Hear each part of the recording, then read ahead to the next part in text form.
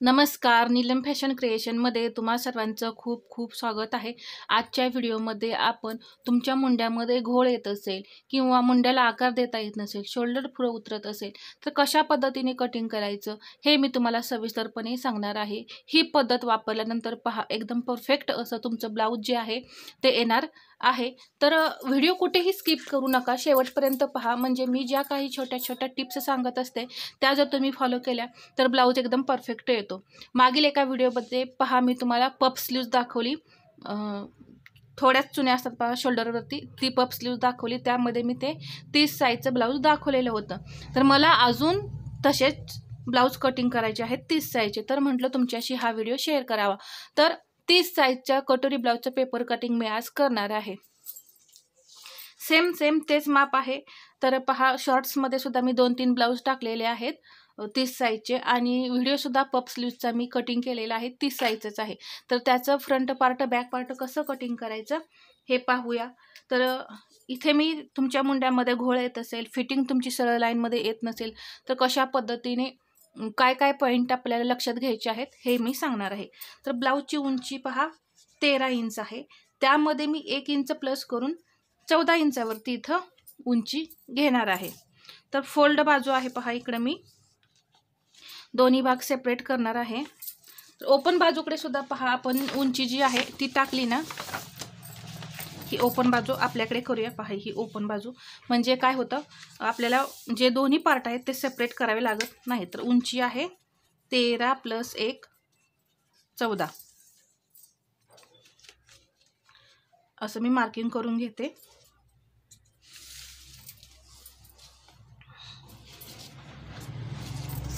असे छोटे छोटे पॉईंट्स पहा, कोणीही समजावून सांगत नाही।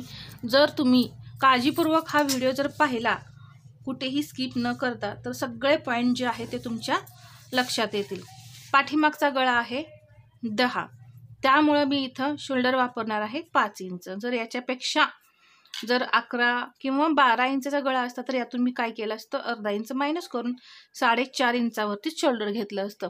तर या पद्धतीने सुद्धा तुम्ही शोल्डरमध्ये बदल करायचे आहेत, तरच तुमचा ब्लाऊज जो आहे तो परफेक्ट बसतो, शोल्डर उतरत नाहीत। तर 10 इंचाचा मला गळा कटिंग करायचा आहे म्हणून मी 5 इंच शोल्डर घेणार आहे।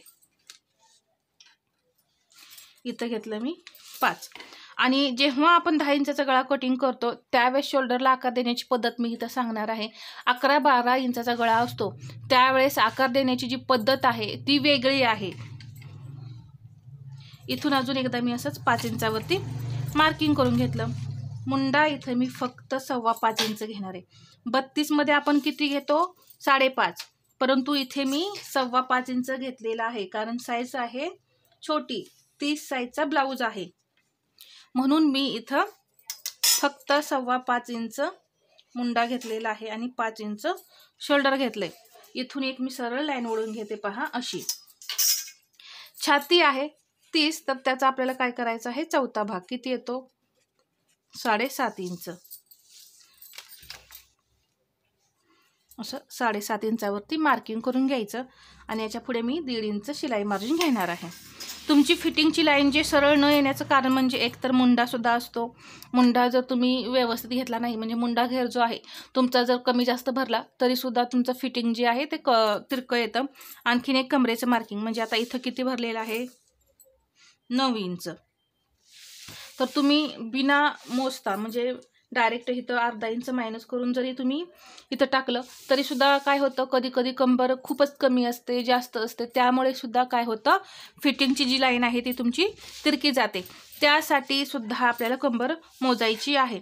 24 कंबर आहे, तर त्याचा चौथा भाग किती होतो, 6, त्यामध्ये 1 इंच आपण टक्ससाठी मिक्स करून 7 इंचावरती असं मार्किंग करायचं, आणि 1.5 इंच आपलं हे मार्जिन। हे पहा इथलं मेजरमेंट्स जे आहे ते घ्यायला अजिबात विसरायचं नाही। जर तुम्ही अंदाजे मार्किंग केलं आणि इथे जर भाग जास्त राहिला तर आपोआपच ही शिलाई अशी आतमध्ये तिरकी येते। म्हणून पहा आपल्याला या पद्धतीनेच सर्व मेजरमेंट्स जे आहेत ते घ्यायचे आहेत।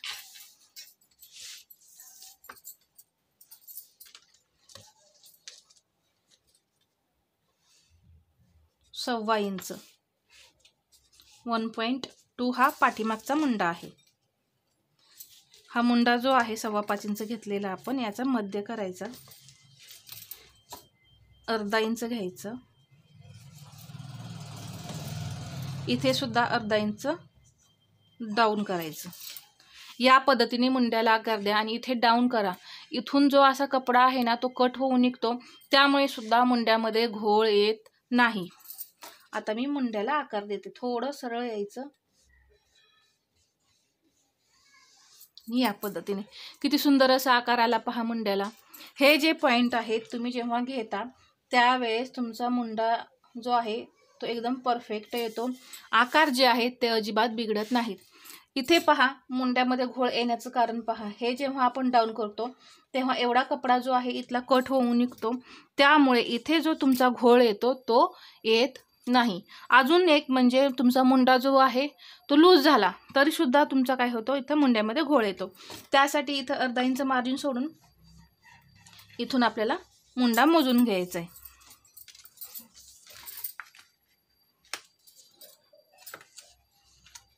पहा 5.25 इंच बरोबर इथं मुंडा घेर आलेला आहे। जेवढा मला हवा आहे तेवढा इथे बरोबर आहे। जर इथं तुमचा 6.5 इंच सुद्धा कधी कधी मुंडा असतो पहा 30 मध्ये, त्यावेळेस तुम्ही इथं मुंड्याची उंची जी कमी करायची आहे आणि मगच मुंड्याला आकार द्यायचे आहेत, तरच तुमचा मुंडा जो आहे तो परफेक्ट बसेल। नाही तर पहा मुंडा लूज होईल, परत शोल्डर उतरतील, मुंड्यामध्ये घोळ येईल। त्यासाठी परफेक्ट मुंडा घेणं सुद्धा गरजेचं आहे। 2 इंच मी गळ्याची रुंदी घेतली, पुढचा गळा आहे 5.5, अर्धा इंच मी मिक्स केलं, इथं 2.5 इंच घेतलं, वरती घेतलेला आहे मी गळ्याची रुंदी 2 आणि खालच्या साईडला घेतलेला आहे 2.5 आणि गळ्याला आकार देऊन घेऊया या पद्धतीने। ज्यांना गळ्याला आकार जमत नाही त्यांनी इथून 1.5 इंच घ्यायचं आहे, 0.75 घ्यायचं आहे आणि गळ्याला आकार द्यायचे आहेत। खूप छान असे आकार येतात।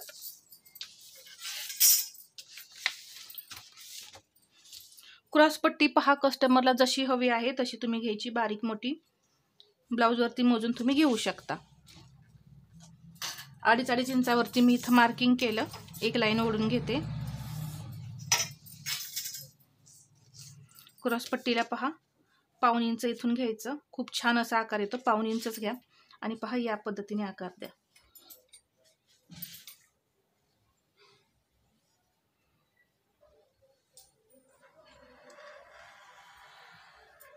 या पद्धतीने तर क्रॉसपट्टीचा आकार किती परफेक्ट आला इथं पाहू शकता।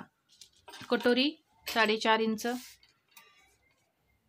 अजून एकदा मी असं 4.5 इंचावरती मार्किंग करून घेतलं, इथं गळ्याजवळ 1 इंच वरती जायचं, जसं मी नेहमी करते त्याच पद्धतीने इथं मी कटोरीला आकार देणार आहे। कटोरी खूप छान अशी तयार होते पहा। इथं जर तुम्हाला 5 इंच कटोरी लागत असेल, इथून 5 इंच कटोरी लागत असेल तर तुम्ही 5 इंच मार्किंग करायचं आहे। तर मी इथं 4.5 इंच घेतलेला आहे, कारण माझ्याकडे जो मापाचा ब्लाऊज आहे त्यावरती 4 इंचाची कटोरी आहे, 4.5 इंचाची कटोरी आहे, म्हणून मी 4.5 इंचच मार्किंग करून घेतलेलं आहे। जर तुमच्या ब्लाऊजवरती 5 इंचाची कटोरी असेल तर तुम्ही इथं 5 इंच मार्किंग करून घ्यायचं आहे आणि इथून फक्त असा आकार द्यायचा। पहा किती छान अशी कटोरी जी आहे ती तयार झाली आणि हा डायग्राम सुद्धा पाहू शकता 30 साईजचा एकदम परफेक्ट असा तयार झालेला आहे। इथं 1.5 इंच डाऊन करूया, इथं फक्त 1.5 इंच करायचं, जास्त नाही। हे आपण कटिंग करून घेऊया।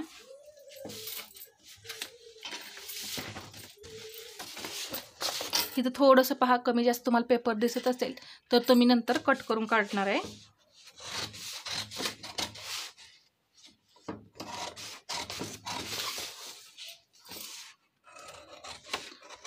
इथे आपला पुढच्या मुंड्याला आकार द्यायचा राहिलाय तर तो मी तुम्हाला सांगणार आहे कसा द्यायचा आहे।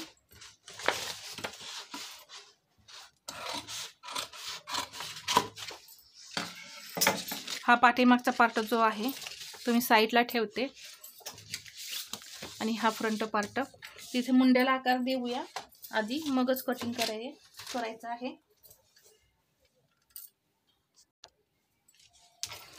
इथून 1.5 इंच घ्यायचं आहे, फक्त 1.5 इंच।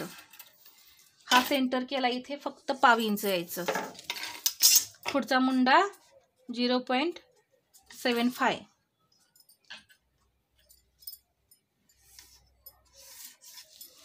आणि इथून आकार द्यायचे, इथं मिळवायचं. किती छान असा आकार आलेला आहे पहा मुंड्याला. याच पद्धतीने तुम्ही सुद्धा आकार द्यायचा आहे. आता हे कट करून घेऊया. असा हा आकार कट झाला.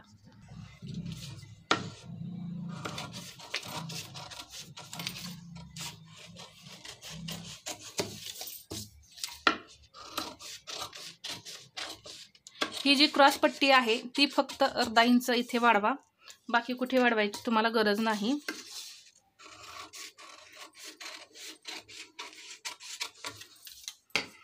पहा, ही आहे आपली मूळ कटोरी साइड पार्ट आणि ही क्रॉस पट्टी. किती सुंदर अशी आकार आलेले आहेत पाहू शकता तुम्ही. याच पद्धतीने तुम्ही सुद्धा कटिंग करायचं आहे. आपल्याला बाहीचं कटिंग करायचं आहे. 4 इंचाची बाही आहे, त्यामध्ये मी 1 इंच मार्जिन मिक्स करते. पहा, असं 5 इंचावरती मार्किंग करून घेतलं. 4 + 1 झाले 5 इंच. असं अजून एकदा 5 इंचावर मार्किंग करून घेतलं मी.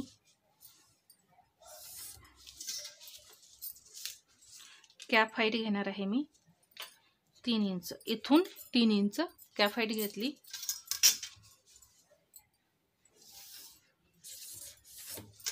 या पद्धतीने मुंडा घेर आपण पाहिलेला. मुंडा घेर किती आलेला आहे आपला? 6.25 इंच.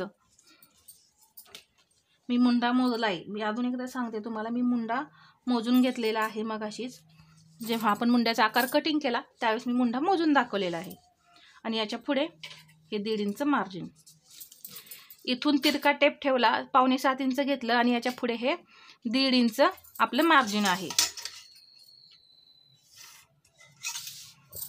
ही तिरकी लाईन ओढून घेतली आणि या तिरक्या लाईनचे मी काय करणार आहे? 4 भाग करणार आहे.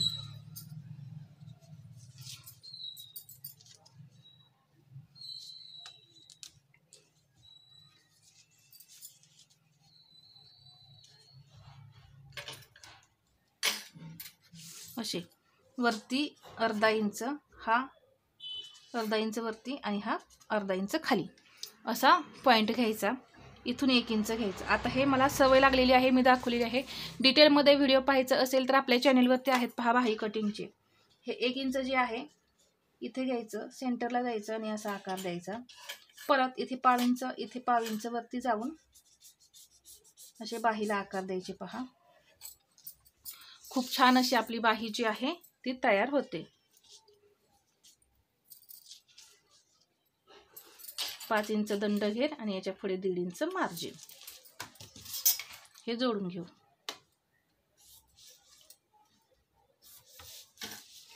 हे असं डाऊन करायचं.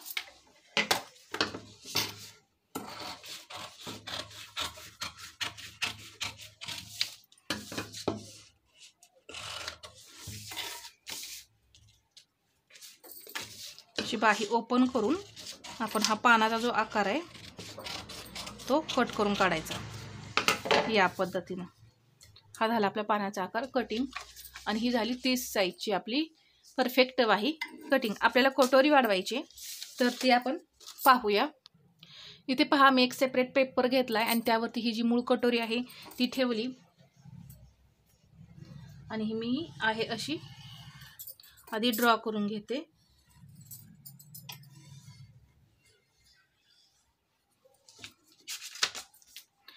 इथे अर्धा इंच, इथे 1/2 इंच गळ्याजवळ आणि दोन्ही साईडला 1.25 इंच आणि 1.25 इंच म्हणजेच 1.2.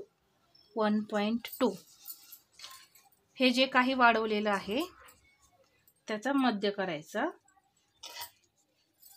असा आणि इथे सुद्धा 1.25 इंच घ्यायचं. 1.2 आणि अगदी हलक्या हाताने असे पहा, सुरुवातीला असे डॉट डॉट करता आकार द्यायचे. इथे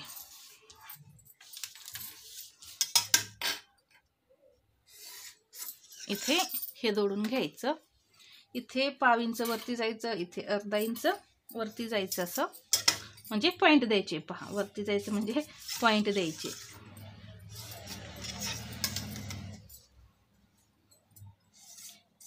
आता हे जे पॉईंट आहेत मी दोन्ही दिलेले ते जोडून घेतले. तर वाढवलेली जी कटोरी आहे ती आपल्याला कटिंग करायच्या आधी हा पार्ट असा ठेवायचा. इथे इथे हे मार्किंग आलं. इथून ही कटोरी जी आहे ती आपल्याला किती हवी आहे एक्स्ट्रा, 1/2 इंच. तर पहा, बरोबर 1/2 इंच एक्स्ट्रा भरली, म्हणून हे इथून इथं असा पॉईंट देऊन मग आकार द्यायचे, म्हणजे एक्स्ट्रा कटोरी आपली तयार होत नाही.